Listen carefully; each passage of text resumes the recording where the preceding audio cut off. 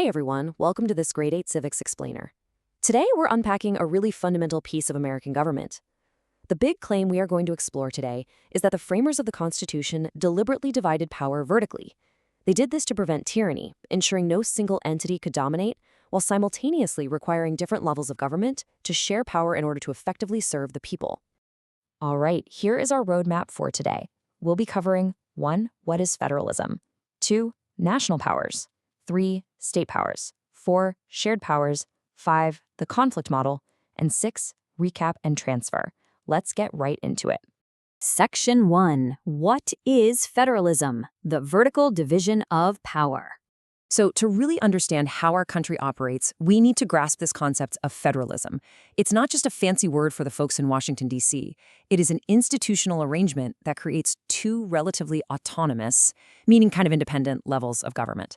It creates this interacting network between the national level and your local state level, with both having the capacity to act directly on behalf of the people. Now, you might already be familiar with the separation of powers, the legislative, executive, and judicial branches. That is a horizontal division of power. But federalism is a vertical split. It divides power vertically, straight down the middle, between the national government up top and your state governments below. Section 2, National Powers, Enumerated and Impline. Okay, so what exactly can the national government do? Well, the Constitution gives it very strict, specifically listed jobs. We call these enumerated powers. Basically, these are powers that define the exact jurisdictional boundaries of the federal government, and they are specifically addressed right there in the text of the Constitution. It's our clear-cut evidence. If we look at Article I, Section 8, we find concrete constitutional evidence for this. The framers actually wrote out that Congress has the power to lay and collect taxes, to coin money, and to declare war. They wanted absolutely no confusion about who was in charge of our collective national defense and the broader economy. But, the framers were incredibly forward-thinking. They knew there was no way they could list every single thing the government would ever need to do in the future. That would be impossible. So that brings us to implied powers. These are powers that aren't explicitly called out, but they're inferred as necessary for the national government to actually achieve its objectives. You'll often hear this referred to as the elastic clause. It says, Congress has the power to make all laws which shall be necessary and proper for carrying into execution the foregoing powers.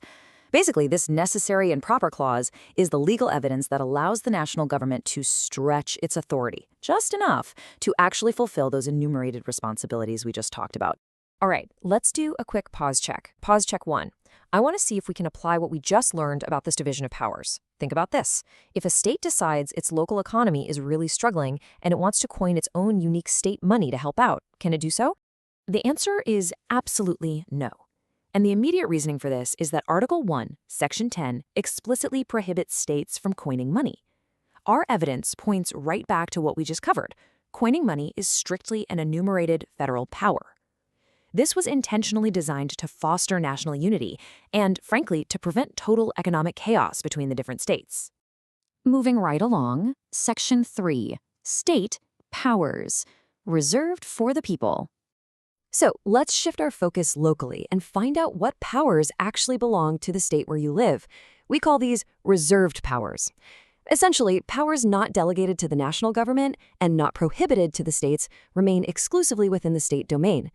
This ensures your state has the authority to protect the daily well-being of its people, handling everyday things like administering public education and protecting public safety. During the drafting and ratification of the Constitution, the Anti-Federalists really pushed for this exact safeguard, which became the 10th Amendment. It states that the powers not delegated to the United States by the Constitution, nor prohibited by it to the states, are reserved to the states respectively or to the people. This is your primary constitutional evidence proving that a massive domain of self-governance is kept right there at the state level.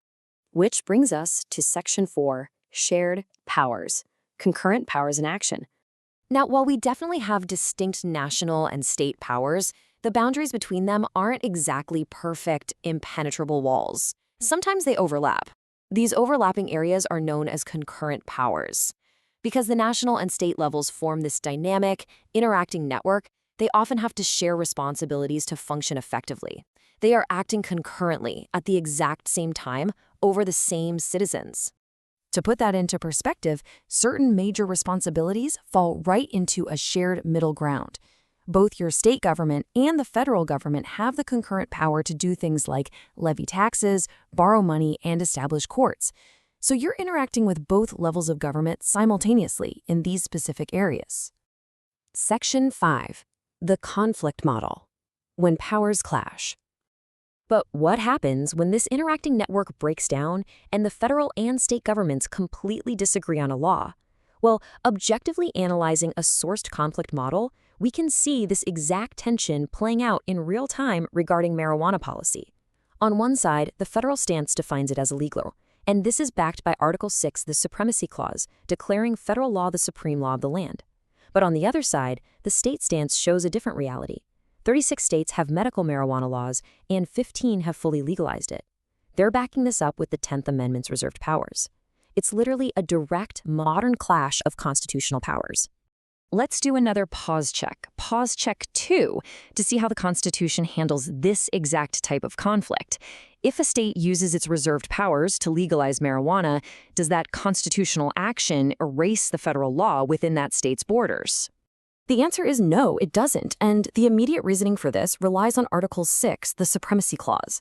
The Supremacy Clause dictates that if a state law clashes with a valid federal law, the federal law ultimately prevails, period. Contextually, even if the federal government chooses not to actively enforce its prohibition in certain states, that federal prohibition still remains the supreme law of the land. Finally, Section 6, Recap and Transfer, applying what we've learned. Let's pull all these structural pieces together. Our central claim today is that federalism vertically divides power to prevent tyranny, but it absolutely requires cooperation. As our evidence has shown, enumerated and implied powers grant national authority straight from Article 1, Section 8. Reserved powers protect state autonomy through the 10th Amendment. Concurrent powers, like taxing and running courts, force those two levels to overlap and share the load. And in application, the Supremacy Clause guides conflicts, but federalism truly remains an ongoing balancing act. I am going to leave you with a transfer question to explore on your own. Think of a brand new rule or law you would want to create for your community. Based strictly on the constitutional powers we just discussed today, should your new idea be a state law or a federal law, and why? What is your constitutional evidence for that choice? It's a great way to apply the framework of federalism to an issue that actually matters in your own life. Thanks for joining me for this explainer, and keep questioning how our system works.